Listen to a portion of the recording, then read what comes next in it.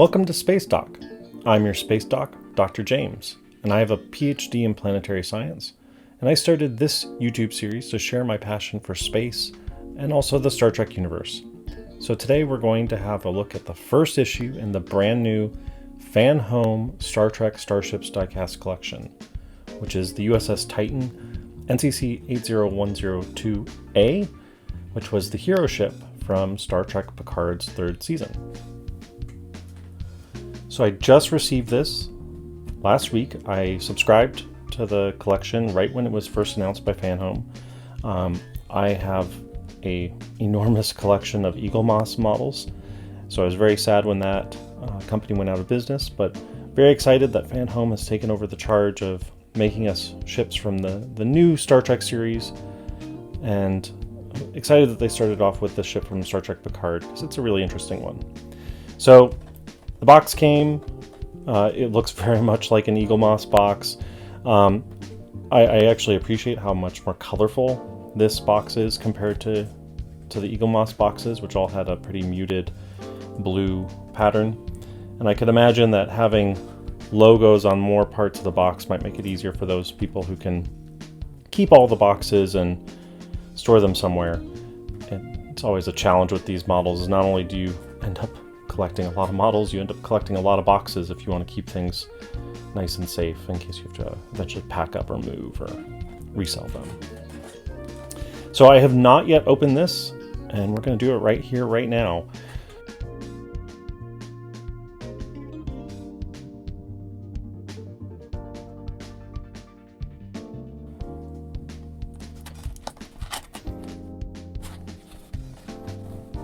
So inside the box, first have this Fanhome Star Trek Starships sort of welcome card, which includes all the information about the collection. So here you can find, most of this is on their main website. You can find more information about the collection, which is again monthly. I personally plan on collecting almost all of the ships, if not all of them. I love Starships far too much to say no, much to the annoyance of my limited amount of space. Next, we have actually two booklets in here. Let's push this back. I'll go through these both in a second. I want to jump right to the model. First, we have some sort of collector's guide, which I think will talk about the collection as a whole. And then a magazine, much like the Eaglemoss magazines, about the actual ship itself. So we'll jump into these in a little bit. But for right now, I want to get to the actual ship. So like before, with the Eaglemoss models, it comes in a styrofoam container.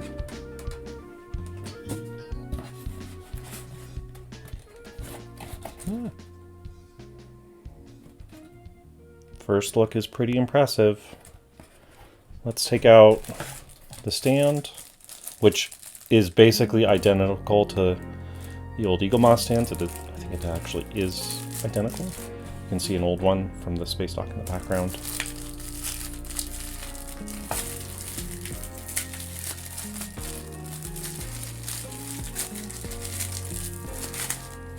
So again, felt, same weighted plastic base. No sticker with a ID number, so no keeping out for the long sought after 1701 sticker. And then a plastic stand, again, just like Eaglemoss.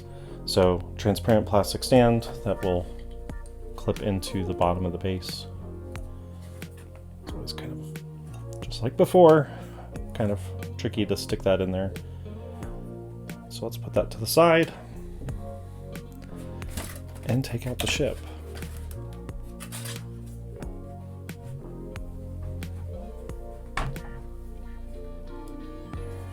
So here we are, the USS Titan.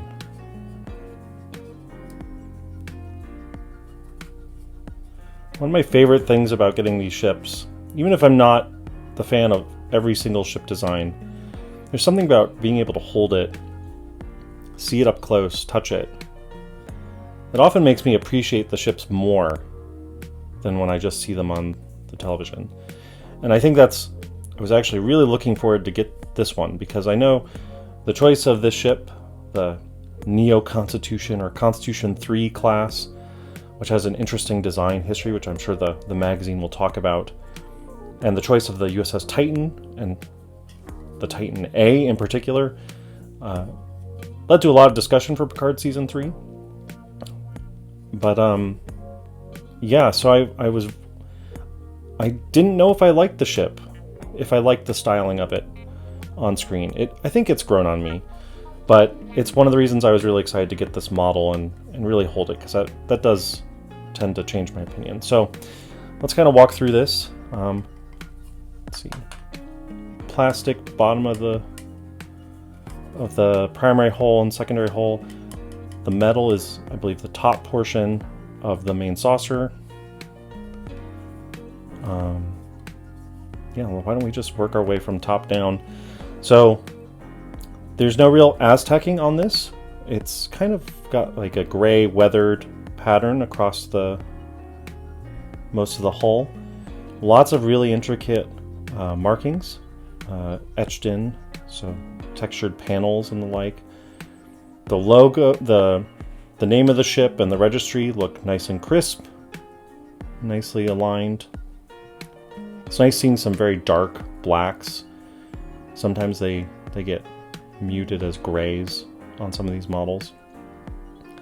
It's interesting that this ship has both what I believe to be phaser strips, like the Enterprise D or Voyager, but also some what look to be sort of movie era or ball turret phasers in these little yellow boxes on the foreport and starboard segment of the hull.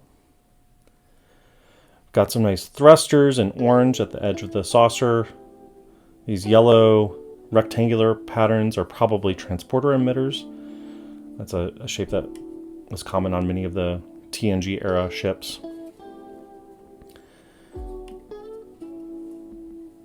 Let's get up close to the bridge section. So, like the Eaglemoss models, there's always going to be an issue with alignment of the windows, which are both molded into the hull, either in the metal or the plastic. So you can see some indents over here for windows. And then the printed on color that might be used to indicate that the windows are lit or dark. So there's a little bit of a misalignment there. You can see like the blue lit windows are slightly below the molded in sections. I'm zoomed really close into the model with the camera, and so it's very obvious, but really when you hold it far away, even like at an arm's length from your face, the misalignment here is really not that bad. I think there are more egregious examples from the Eaglemoss collection.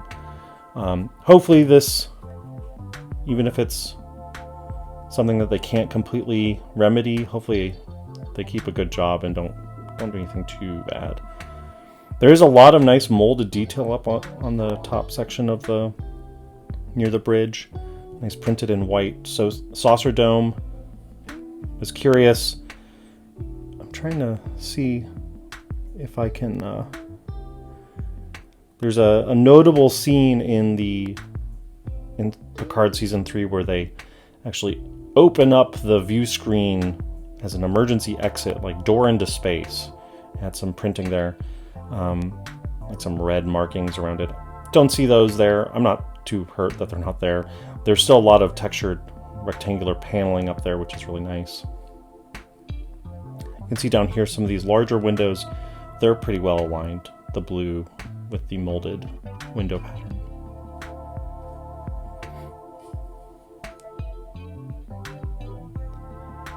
Some nice navigation lights, red on port, green up here on starboard, some red markings around what are probably hatches. Let's go to the rim of the saucer.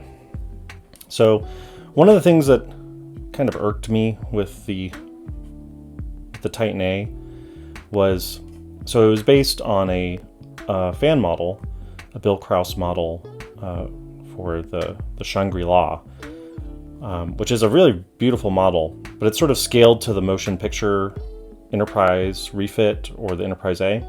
And so in the original model, it had very Enterprise A-like windows around the rim. And to me, that doesn't feel very much like the 24th century or even late 23rd century ships in Star Trek. It feels very anachronistic. And maybe that's a style choice that they wanted to do. I kind of wish that there were more lights up here to indicate that there are more decks. I don't actually know if there are 2 decks in the rim of the saucer, like there was in the Enterprise A. If there are more decks, and this feels like it's not enough windows, I kind of just wish it was more dense, just to give a better sense of scale for the ship. Like, it's one of the things that I like about the Enterprise D, or even the Excelsior. There's a lot of lights in the rim of the saucer of those ships. And even in Strange New Worlds, when they sort of redid the original series Enterprise, they added in a lot of lights in there, which I thought was a nice touch. So that was one thing that kind of annoyed me in the original design, but it's not the worst. There's some red markers probably indicating a hatch of some sort, and there looks to be, I don't know if I can get the camera to focus on this, some very tiny printing, which I believe says Starship USS Titan United Federation of Planets. That is almost microscopic. That is really finely written text on both sides of the ship. One of the things that, as I look at this, a lot of the Eaglemoss ships on the diecast portion, the molded detail was always a little like muted. It got a little rounded, maybe as the thing got printed. I can kind of see that they're not as sharply edged windows, but again, I'm really nitpicking on scale here. As I'm turning over to the bottom of the saucer, you can see the thruster like quads resume on the bottom side of the saucer. There are only 2. Let's actually just go to the bottom of the saucer. Again, a very motion picture era refit Enterprise A style saucer. Curiously, not a lot of lights. Again, I think that's kind of maybe one of my critiques of the Titan A is I felt like they could use more lights to give a sense of scale and make it feel like a little bit more modern of a ship. Maybe you can consider these porthole lights, porthole windows. Again, some nice combos of phaser strips and phaser balls, turrets. The registry, nicely printed, even going over some molded detail. Doesn't say the USS Titan on the bottom of the saucer. It's okay. Again, lots of red markings around ports.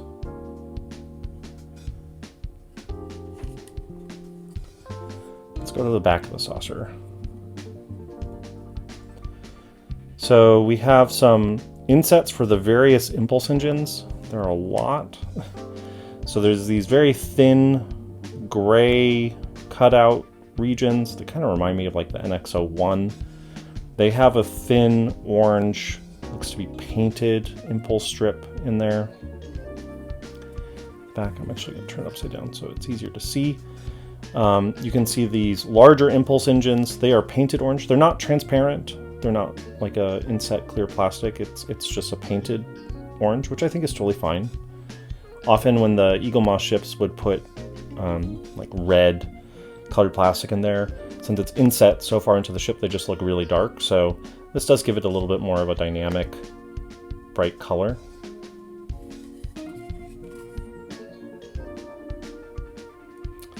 And these funky, I'll have to see if the magazine explains what these circular modules on either side are. They're kind of reminiscent of like the impulse crystals or details on the Miranda class associated with the impulse engines. Going down the back of the neck, there's some not much paint or molded detail down there. Don't know how accurate that is. On the neck itself, there are some windows. You can see again a little bit of an alignment issue.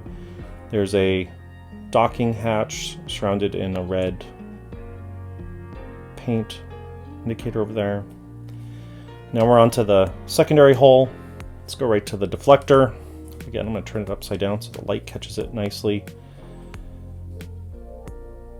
So the deflector is a somewhat transparent blue molded detail. It actually looks really nice. They've got some nice grid lines on there that show up really well.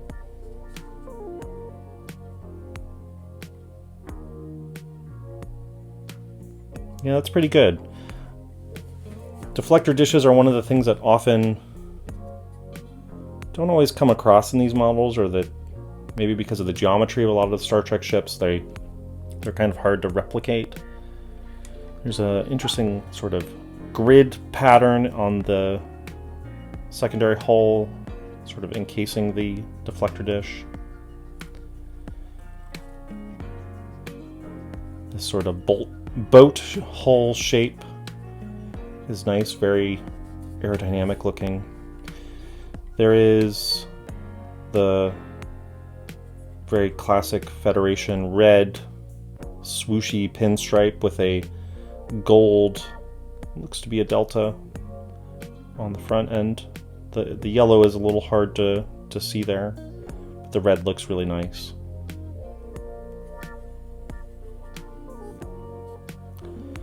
The bottom of the secondary hull, actually I'm kind of impressed. There's a lot of detail down here. Lots of different shades of gray, some darker grays. Another transporter emitter in yellow. Lots of details. I'm sure we can imagine one of these is the warp core ejection assembly or something. Looks really nice. In general, the ship looks really good. Again, I wish there was just a little bit more lights on the secondary hull. Windows, I should say. Like, a lot of this feels like there could be more windows down here. It just feels a little empty, but the shaping looks nice. Moving to the back of the secondary hull, nice printing, Titan near the shuttle bay. Lots of yellow and red printing there. And there are some windows on the side of the secondary hull.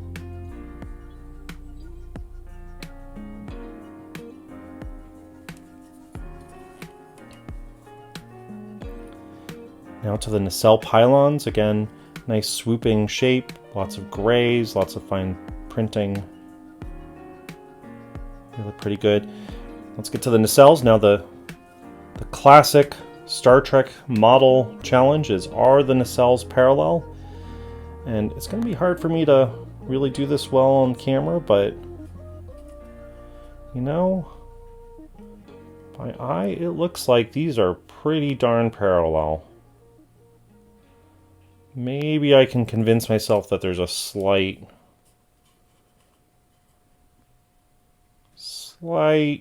cocking of maybe this nacelle millimeter, half a millimeter higher, but this is really good. One of the issues with, say, for example, the Eaglemoss Constitution refits, like the Enterprise A, the motion picture refit, those nacelles were always a little wonky. And with Eaglemoss models, probably the same for Fanhome models, you could play the game of, can I break it off and along a nice seam and reattach it and make things straighter, but it was always tricky and risky. I've done that many a time. The nacelles look really nice. They've got a lot of molded in plastic, transparent plastic, both orange and then blue. Actually, is this back end? Yeah, even these little back ends of the nacelles, this blue is also molded in. That's really nice. A lot of the Eaglemoss models would only do part of the nacelle, or maybe they wouldn't even do any of the nacelle and just paint on the colors here. But I think that really helps make these models pop, having that transparent or translucent material that can catch the light in fun ways.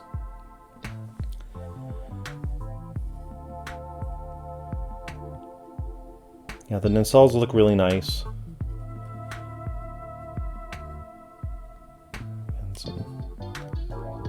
fine printing on the back. Looks like that has the registry and the name of the ship. And again, in a very tiny font, very hard to see. Little yellow thruster port there. Yeah, this just looks really nice. As I said in the beginning, I often like holding these ships because they make me appreciate the details a lot more. Get a better sense of the geometry, of how things fit together, how things play well together.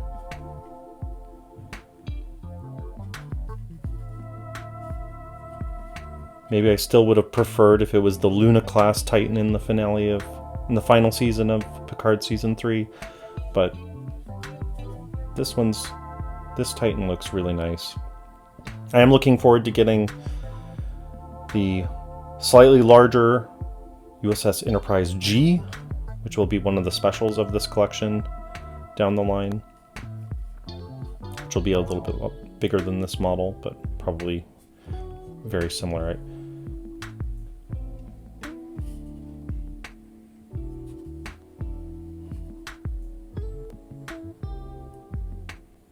Okay, let's actually take a moment and see how this fits on the stand. Let's pull it back. So like Eaglemoss, they use the same sand setup, the black base with a clear plastic, which I know they like to do because then you don't have to put a hole in the model or some special attachment or clip or anything that makes the ship look slightly less like what the digital model would look like. So let's put it down. Looks like it's like a lot of the ships, clips nicely onto the saucer. So let's pick it up.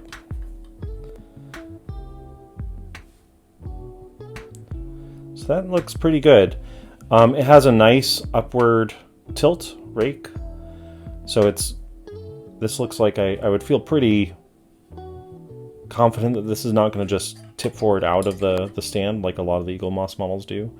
It feels nice and secure. It's not too snug in there, so it's easy to remove, but it looks like the stand is pretty nice. Let's spin around. Still gives a nice view of the deflector.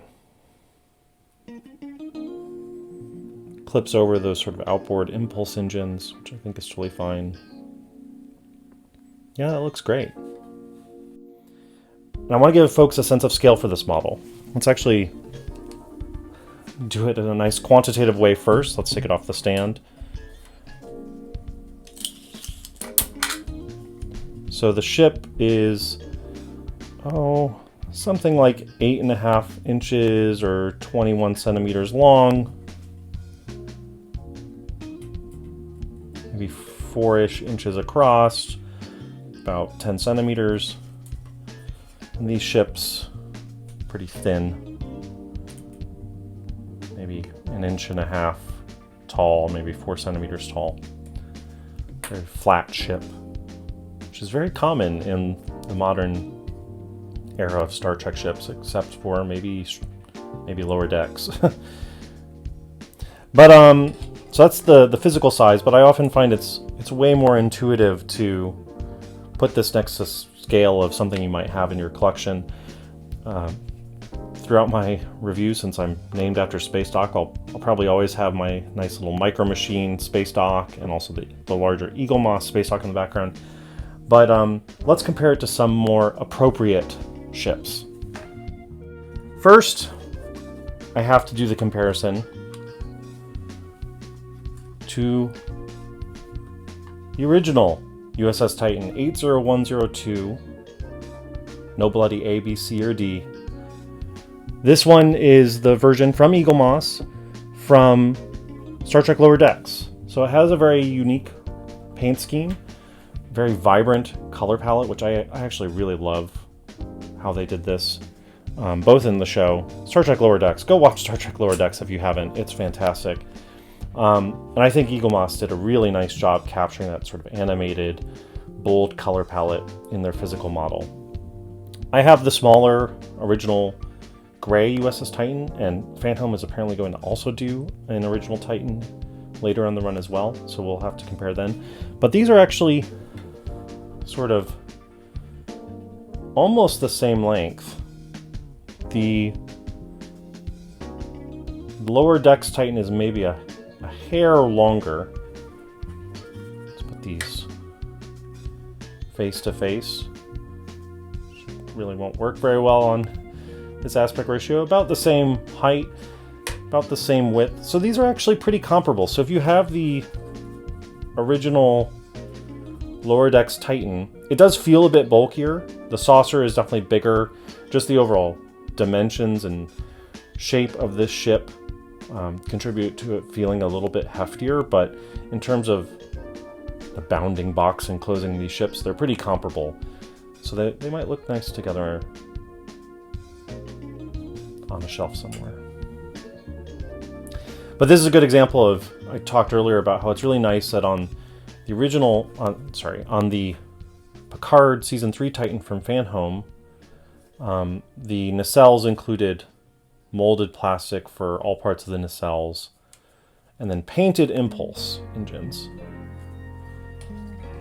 To contrast that with the original Titan from Lower Decks, there only the front Bussard collectors of the nacelles were molded in transparent or translucent plastic.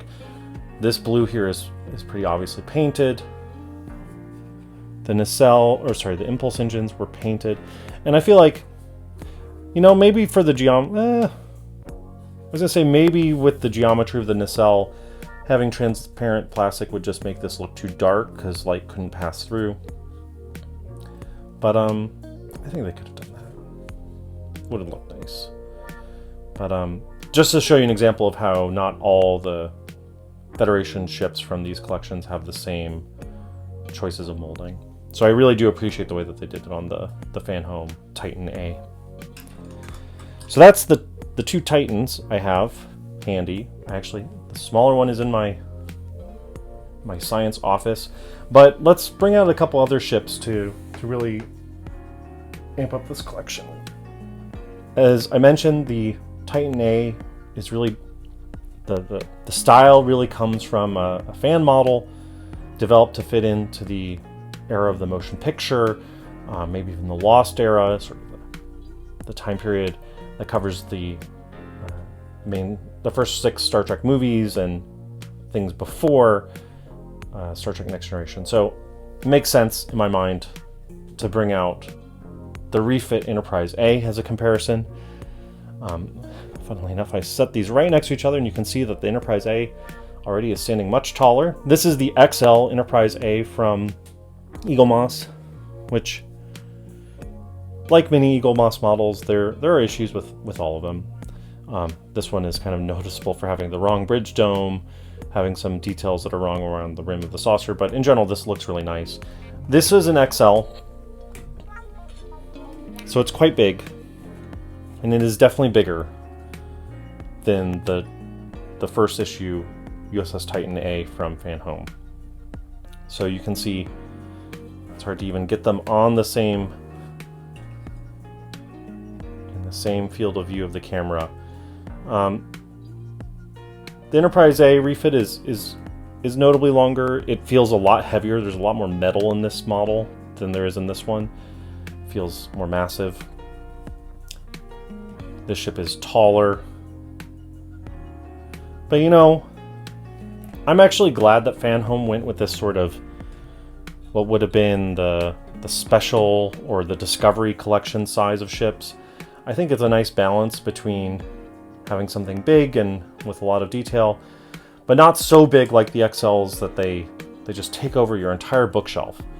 So I like having lots of ships, and I'm happy to sacrifice on some detail for the sake of collecting spaceships, which is a problem. But these look nice. You can see the obvious similarities in the design, particularly of the saucer of this. You've got the same sort of ball phaser turrets in the same locations. You've got a lot of the same detail on the rim of the saucer, which is again not quite film accurate on the refit from Eaglemoss, but you can see a lot of the inspiration there.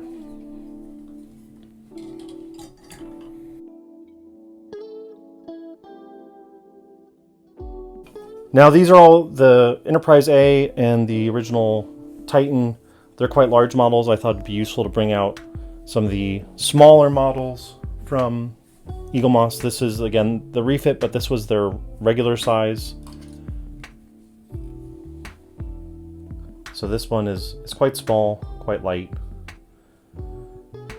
You can actually see I modded mine. I colored this in a little bit to make it more accurate. The Enterprise refit and the Enterprise A were a little bit of the disappointing models, in my opinion, from Eaglemoss.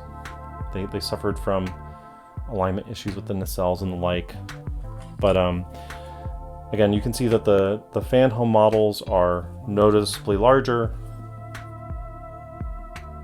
Although I would be curious, I should do the scale calculation. I wonder if this is close to the scale of, or in the same scale as the Titan A.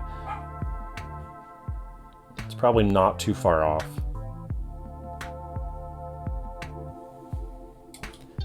And finally, I have obviously a lot of Eaglemoss models, but not everyone does that. Let's pull out some other options for comparison. Here is, if I can fit it in, little Hot Wheels Enterprise from the 2009 movies.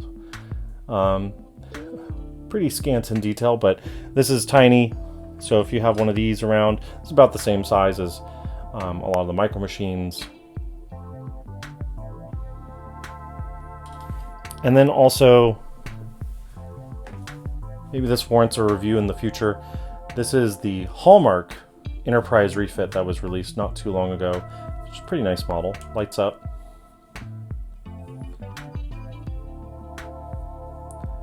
It suffers a little bit from droopy nacelles, but it's forgivable. And again, you can get a good sense of scale here.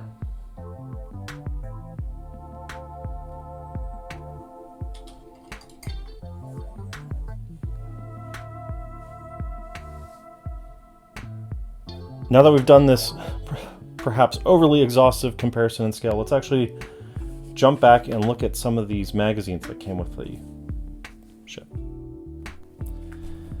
Okay, let's actually start with the collector's guide. Okay, let's open it up. Lots of beautiful artwork showing some of the ships that they're producing. Starting, of course, with the Titan A up here at the top, but to be honest, some of the ships I'm most excited for are actually from Star Trek Prodigy, Star Trek Lower Decks, and Discovery. So they show the Ilios from Picard Season 3 as well. I am so excited to get a USS Protostar model. It's the Dauntless. So many nice ships from the new series. I'm so glad that someone picked up this series and is producing nice high quality models. So the magazine here it's giving an overview of a lot of the first models that are going to come out. So upcoming are things like the Stargazer and the Farragut, an XL version of the Enterprise F. There's some details about the magazines and things that will come with it, and then some of the bonus content that will be coming if you subscribe. So get a bonus ship if you hang around long enough, a Akutogram, love my Akutograms, USS Titan plaque. So lots of good things to pay attention for in the next couple of years. So that's the collector's guide. Let's jump to the Titan magazine. Again, I like this new color palette that they've got, this little bit more vibrant color. I'll probably get tired of it after 20 or hopefully 40 or 50 issues, but looks good to me now after collecting over 100 Eaglemoss models with all the same style. So let's see, opening it up. Again, looks very much like an Eaglemoss magazine. Describes how to assemble the stand, how to fit the ship into the model. Some details about this Constitution 3 or Neo-Constitution class ship, captained by Liam Shaw.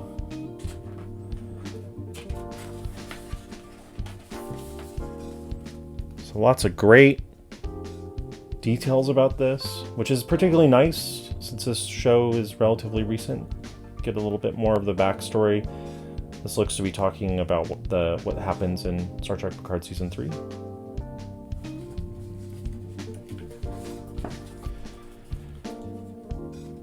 Some nice ortho views of the Titan.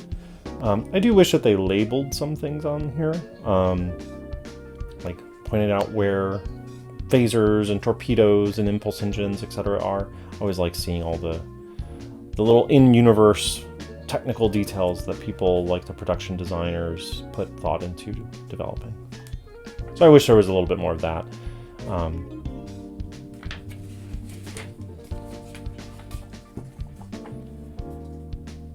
So here's a great section about the designing of the USS Titan for Picard Season 3, which is a really interesting story. It's always interesting when folks design new hero ships for a show. There's a lot of interesting details in here about how the showrunner, Terry Matalas, and the production designer, Dave Blass, and others came about developing and picking a new vehicle for the Season 3 of Picard. And here is, actually what I was referring to earlier on, is the Titan started its life as the USS Shangri-La, which was a fan design model by Bill Krause. You can see some lovely, beautiful pictures in here. So you can see they didn't change all that much going between the original sort of TMP, the motion picture era ship, and what ended up in Picard.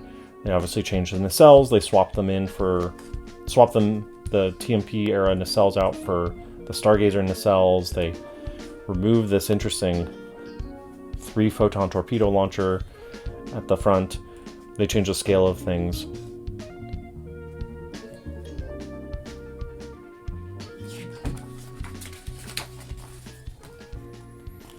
Again, more designs. Ooh, that's an interesting choice of nacelle. I'll have to read into how they got what they were thinking about there. It looks vaguely sovereign-like. And some nice 3D renders of the ship. And some nice production art. I love production art. Please add lots and lots of production art into these magazines. It's a great way of seeing that. That's one of my favorite aspects, is learning how the artists behind the scenes developed and planned out the show. So much great work goes into that, and it's always beautiful to look at. And that is the end of that magazine. So I think that's a pretty good collection. It's pretty similar, feels in similar length to the Eaglemoss magazines. Nothing hugely different. Yeah, it looks great.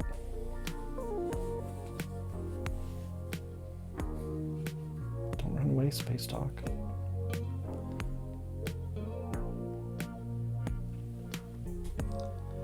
So with that is the end of my little walkthrough of the Titan A. In general, I think this is a really nice model. So happy to have new ships coming back to us. Ships focused on the more recent shows from the Star Trek universe, like Picard and Strange New Worlds and Lower Decks and Discovery. I will not stop collecting ships. I love ships far too much to do that.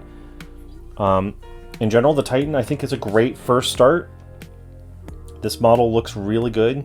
It's basically exactly what I would expect from a Eaglemoss successor. Lots of detail. Some faults like window alignment and things I wish were a little different, but these are pretty minor in the grand scheme of things. I'm more excited to have this on my shelf.